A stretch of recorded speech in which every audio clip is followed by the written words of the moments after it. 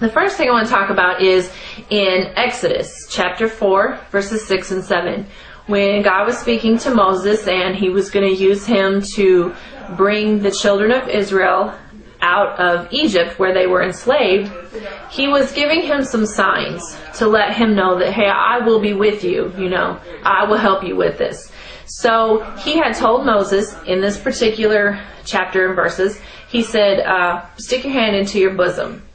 And when he pulled it out, it says that it was white as snow. Now, if you were to take somebody of my skin color and stick my hand in my bosom, pull it out, and it's still white, that's not really going to be anything miraculous.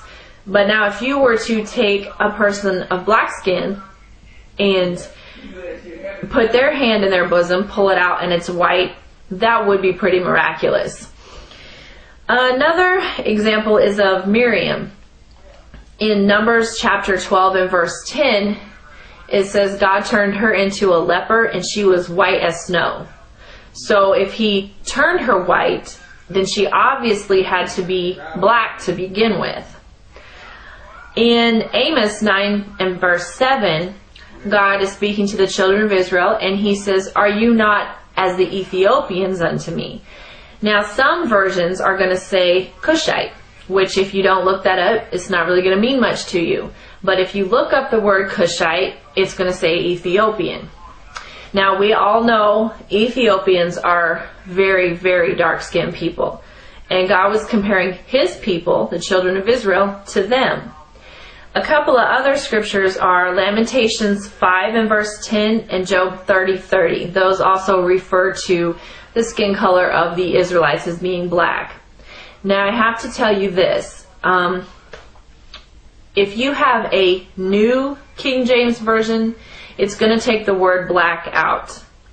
You need to go into an older King James Version, and it will have the proper words in there. Now you have to ask yourself, first of all, why do we need a new version of the Bible? What was wrong with the old one?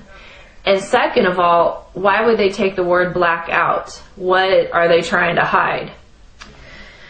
Now, in Revelation chapter 1, verses 13 through 15, is a description of Christ.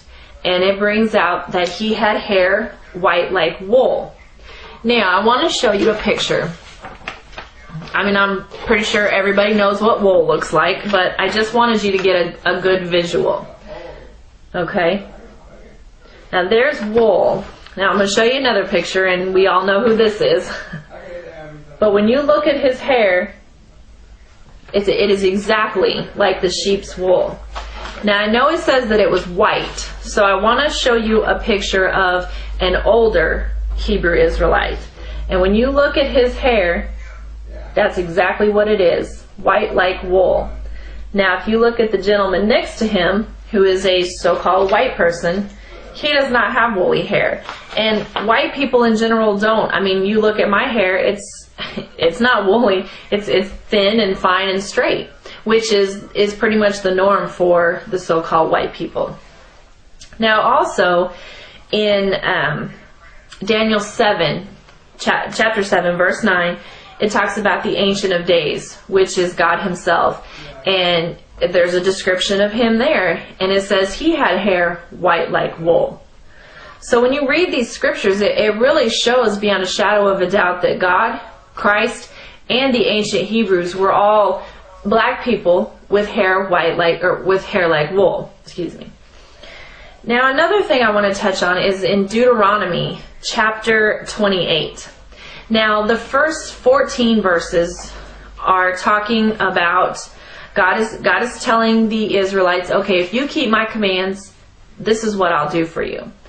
The remaining verses, he's telling them, if you don't keep my commands, then this is what will happen.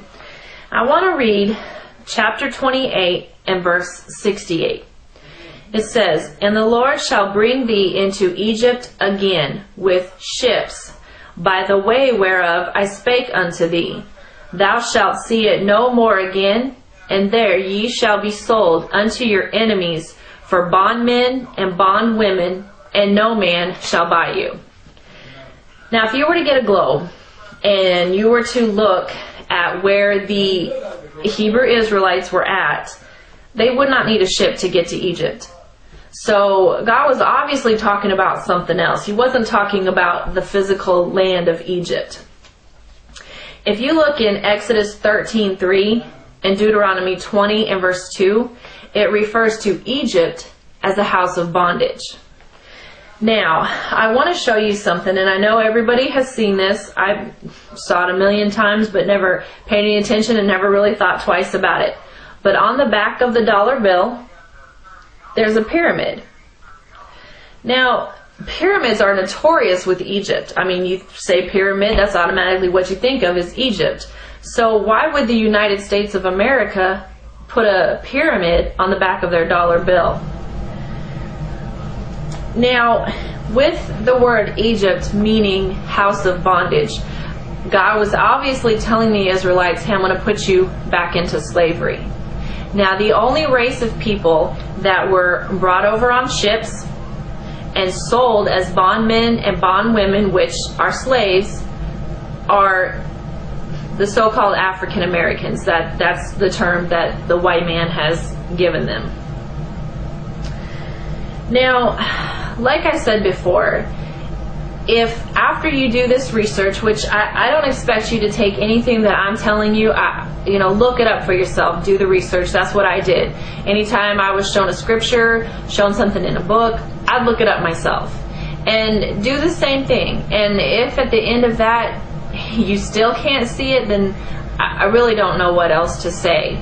But I want the Black Hebrew Israelites, I'm trying to help to get them woke up and to see the rich heritage that they really have, and what a blessing to be one of God's chosen people. I mean, honestly, I'd give my left foot to be one of God's chosen people.